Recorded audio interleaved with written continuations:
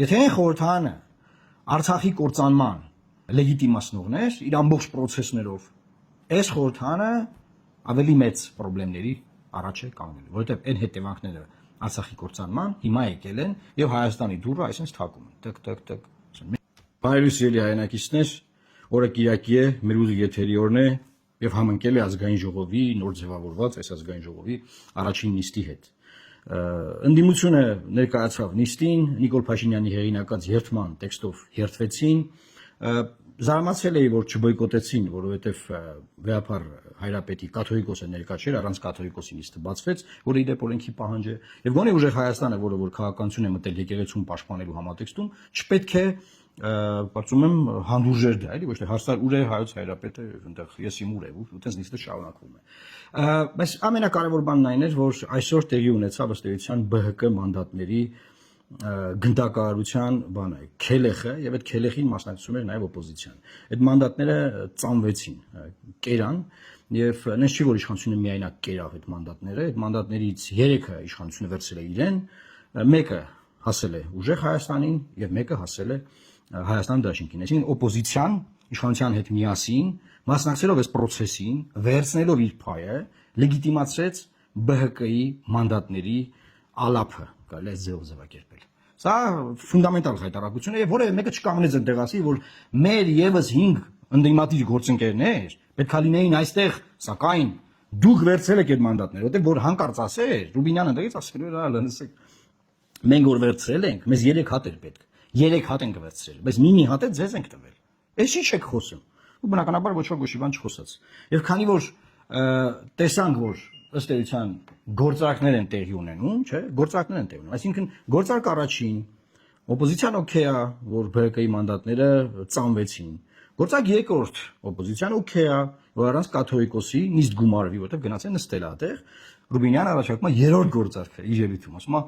հարգարժան ընդդիմադիրներ, բան, եկեք նենց անենք մենք հասկանանք ինչի է այստեղ այս վերջին տարիներից այս ձևավորվել, այս քֆուր քյաֆար, իրարուտոցի, ծեծ ջարդ, ես ձեզ առաջարկ եմ անում, եկեք միասին բան, давайте жить дружно, ոնց որ հիմա շատ дружնի նստածեն, եւ չէ՞ դից առաջարկ անում, բան, եւ ես հասկանում եմ այս առաջարկը, բարձա չի ստացվելու, հետո իշխանությունն ասելու է դե մենք առաջարկել էինք, որ իրար ցիվիլ աշխատենք, դուք չուզեցաք, այդ դրա համար հիմա մենք կծեցենք օրինակ Էդգար Ղազարյանի կամ չեմ ես իմում։ Էական չի, բայց հարցն այն է, որ արդեն հիմքերը դրված այս process-ի շատ վատն են։ Այսինքն մարդկանց ակնկալիքները այն տեքստերով, որ մտել է այս խորհրդարան, այս օպոզիցիան, արդեն առաջին օրը ես 3 արձանագրում արդեն ես ձեր համար անում եմ։ Բայց ուզում եմ որպես նախկին խորհրդարանական մի քանի բան ասել։ Ուրեմն սահմանադրությամբ, արժեկանոնակարգ սահմանադրական օրենքով ընդդիմությանը հասնում է ինչ որ հանձնաժողովներ, կա Դոնթի բանաձև, ովքեր չեն ճանաչում Դոնթին, կարող գնան ծանոթանան Դոնթի հետ։ Այդ Դոնթի բանաձևը դե բարձա ովքեր են գրել, եւ Դոնթի բանաձևի համաձայն ընդդիմությանը կարող է հասնել հանձնաժողովի նախագահաների տեղեր։ Հիմա այնտեղ հարցեր են տալիս իրար, հա մի հատ էլ ազգային ժողովի փոխոսնակ։ Մենք տեսել ենք ինչ տխրահարշակ իրողություններ են ունեցել նախորդ խորհրդանում, ազգային ժողովի փոխոսնակի դերակատարման կամ փոխոսնակ ընտրելու process-ի հետ կապված, բայց օպոզիցիան որոշել է այդ տեղերը վերցնի, այսինքն հանձնաժողովի նախագահները տեղերը վերցնի, եւ կա ասես մի թյուր ընկալում, որը մենք նույնպես ունեցել ենք ժամանակին, երբ որ մտել ենք խորհրդարան, որ դրանք վերահսկողական լծակներ են տալիս ընդդիմությանը։ Ուրեմն ուզում եմ բոլորին տեղեկացնել։ Քանի որ Հայաստանի Հանրապետության գործող սահմանադրությունը գրել են Հայաստանի Հանրապետության եւ Արցախի թշնամիները, նրանք նենց են գրել դա, որ ոչ մի պարագայում այլախոհները, այսինքն նրանք ովքեր այլ կարծիք ունեն, այլ միտք ունեցող մարդիկ օպոզիցիան, ընդդիմադիրները, որպեսզի այդ տեղերը ստանան, ոչ մի բան չկարողանան վերահսկել եւ ոչ մի բան չկարողանան անել։ Զուտ ուղակի դա դառնում է ոնց որ օպոզիցիային փչացնելու մեթոդ։ Մենք որ անդե դուք է падավատ ունեցեք, ավե դուք եմ այդ կաբինետ վեկալեք բան, եւ մենք սա ինչ ենք արել, մենք սա բացահայտել ենք գործով։ Այսինքն գնացել ենք, տեսել ենք իրավիճակը։ Այդ հանձնաժողովներից մեկը օրինակ, չեմ, ֆինանսա-բյուջետային հանձնաժողովը հասնում էր օպոզիցիային։ Ու ես ես ասեմ, քանի որ դու մեծամասնություն չունես հանձնաժողովում եւ խորհրդանում չունես հանձնաժողովում մեջ չունես տրամաբանական բանը, դու ոչ մի բան չես կարող անել, ոչ մի բան։ Հետաբար այդ ամեն ասենք օպոզիցիան պետք է նախագահի տեխնացու առաջադրի, չէ՞ որևէ հանձնաժողովի, որը իրան անգել։ Դա գնում է մի հատ նվաստացման գործընթաց, որ այդ հանձնաժողովի նախագահին առաջարկում ես, պետք է իրան կընտրեն, եթե իրանց չի դզում այդ մարդը չեն ընտրում, կարող 3 ժամ աշխարհամենավատ հարցերը տան, հանեն այդ մարդու նախին գրառումները դնեն դեմը, ասեն հիմա էլ ես sense կարծում դու, նվաստացուցիչ մի հատ գործընթացով անցկացնեն այդ ընդդիմադիր այսպես կոչված որևէ մեկին որ առաջադրվել, հա, վերջում էլ չընտրեն։ Հասկանում եք ինչ է։ Հետեաբար այդ քարոզը բնականաբար այդ բանը համանդրության գրողները, որ ասում եմ Հայաստանի եւ Արցախի ճշնամիներն են գրել, այդ գրողների մի մասը հիմա այնտեղ կապ ունի, էլի ես օպոզիցիայի հետ կամ ներսը մա կամ կողքից խորհուրդ է տալիս բան,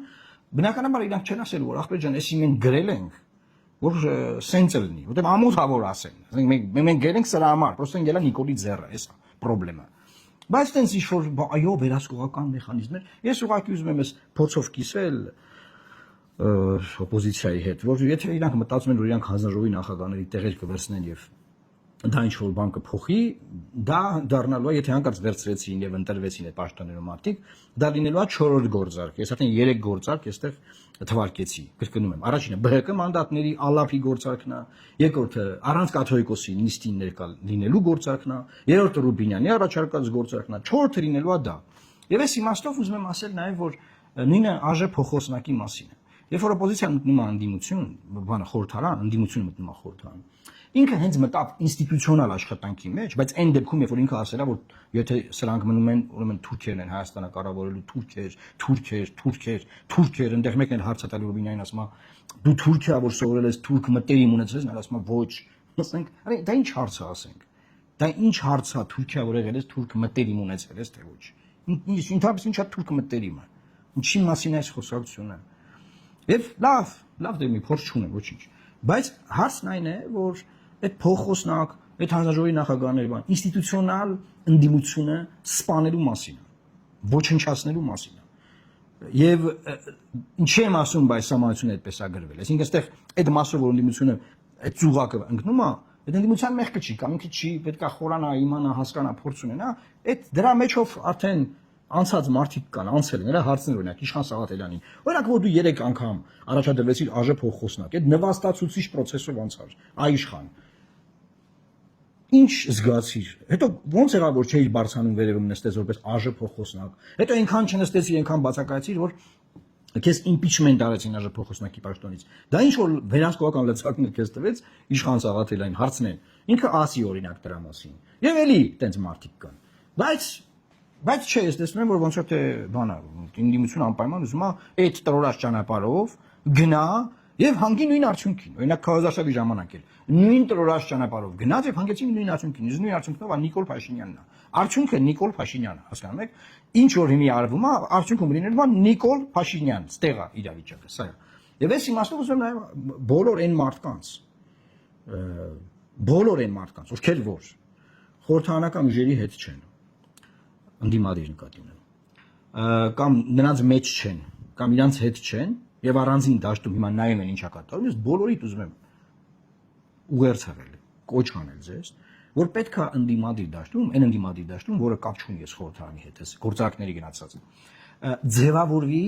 նոր ընդդիմադիր պլատֆորմ, նոր բան, որը կլինի այլընտրանք, գործող, խորհրդարանական, գործարքի գնացած ԲՀԿ-ի մանդատների իշխանության հետ ծամած ընդդիմությանը եւ իշխանությանը կլինի դրանց բոլորին այլընտրանք։ Եթե չձևավորվի դա, ես ձեզ երաշխավորում եմ, որ այս խորհրդարանը, որ կա այս խորհրդարանը, ինքը բաննա գարանտորնա Նիկոլի 2031 թվականին վարչապետի պաշտոնում վերընտրվելու հարցում։ Այսինքն այս խորհրդարանը երաշխավորում է Նիկոլի վերընտրությունը 2031 թվականին, կամ չէ՞ թե արտահայտ լինի ընտրությունները, չեմ կարող ասել։ Այսինքն, եթե այս իրողությունները մենք չենք sense խարխելում փոխում, այդ անգլերեն ասած settings-ները մենք չենք փոխելու, կարգավորումները, ուրեմն ամեն բան մնալու այնպես ինչպես որ կա, եւ լինելու է շատ գարջ մթնոլորտ։ Եթե այն խորհրդարանը Արցախի կործանման բաններ, լեգիտիմացնողներ, իր ամբողջ process-ներով, այս խորհրդարանը ավելի մեծ խնդիրների առաջ է կանգնել, որովհետեւ այն հետևանքները Արցախի կործանման հիմա եկել են եւ Հայաստանի դուռը այսպես թակում են։ Տկ, մենք եկել ենք։ Այդ process-ները եկել տեղ են հասել։ Ես այսօր ուզում եի այսքանը ասել, ոնց որ թե ինչ որ գրել եմ իմ մոտ։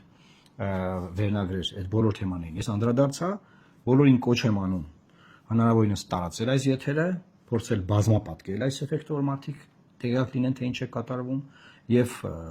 կհանդիպենք մեր մյուս եթերներում։ Խնդրում եմ կոմենտներում նաեւ արձագանքեք, թե ինչ կարծիք եք այս ամենի վերաբերյալ։ Աստված պահապան Հայաստանի Հանրապետության եւ բոլորին լավ կիրակի։